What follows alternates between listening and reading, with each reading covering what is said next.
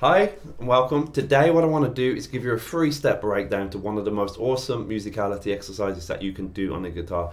Not only is it going to help with your technique, it's going to help with your timing, it's going to help with your musicality as well. And we're working on multiple different things in different ways, okay? So basically what we're going to do is play the E minor scale on the D string, okay? In a very simple way, and then build it up to create some really lovely music, okay? And this is a little teaser of how it's going to sound, okay? So this is what you're going to learn.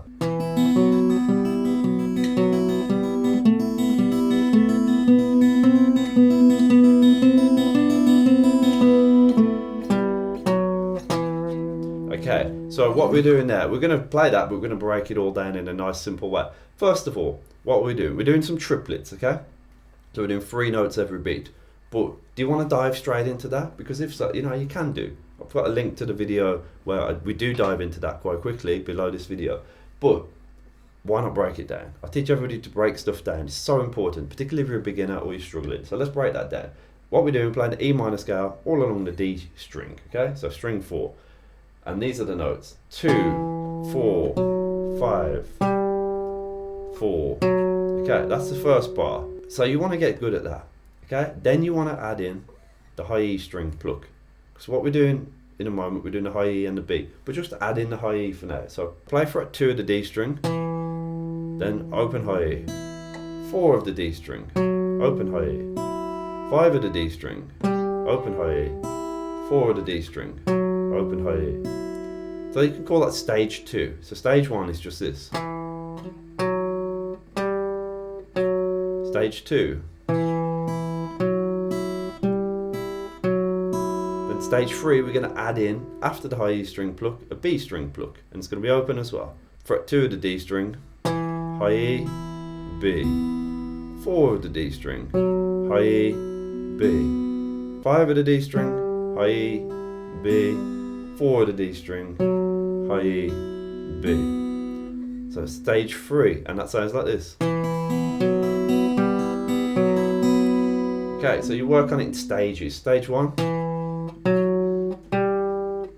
2, 4, 5, 4 on that D string. Stage 2, we're adding in the high E open in between each pluck.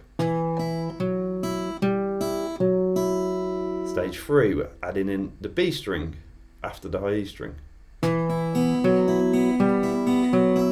You can just practice that one bar on its own, and then later on you can do the same idea with all the different melody notes, because it's a really good little rhythm exercise. If you tap your foot for stage 1, it's like 1, 2, 3, 4, and now keep that foot tapping, and then do stage 2.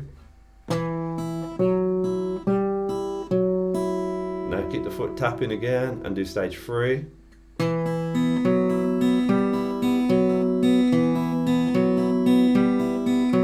You can even do that with a metronome, so you could do each stage with a metronome, okay? So you put the metronome on 60 beats per minute, and then do stage 1. 1, 2, 3, 4. Now stage 2.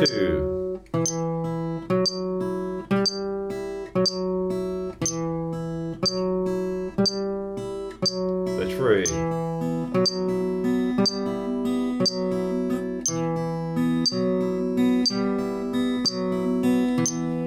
Okay, I naturally really want to play that a lot faster than that, okay? So I'm having to force myself with the metronome to slow down. But that's good, because the metronome will push you at different tempos and stuff like that. 60 beats per minute, you could try 80, you could try to 100. You can have loads of fun with this. I mean, you can really ramp it up and just go to town.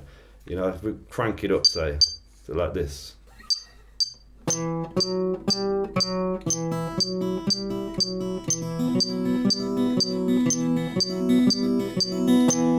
Yeah, that's 120 beats per minute, and that's quite a fun tempo to play that. I prefer playing it at that tempo, but sometimes playing at slower tempos, can be harder, because it really forces you to be aware of your timing, and there's a bit more scope for error, okay?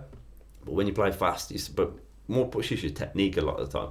Right, so I hope you enjoyed that little mini lesson. It's going to help with your technique, your rhythm, your timing, and so many other different skills, okay? And musicality. Musicality is one of those things that people think, what does that mean? But there's so many different elements to it. It's just about basically sounding as musical as possible, making every note shine, bringing it all to life, okay? And you know what? There's so much you can do. If you want more from me on all this sort of stuff, go to fingerstyle101.com/book and get yourself a copy of this book, okay? With this guy on the front, okay? It's a really fun book, really enjoyable book on finger picking. There's so much there that's going to help you with your musical skills and stuff like that, okay? And just having loads of fun. And that's what it's all about. And if you're like most of my students, you know, they're learning a little bit later on in life. I don't really teach kids anymore, thankfully.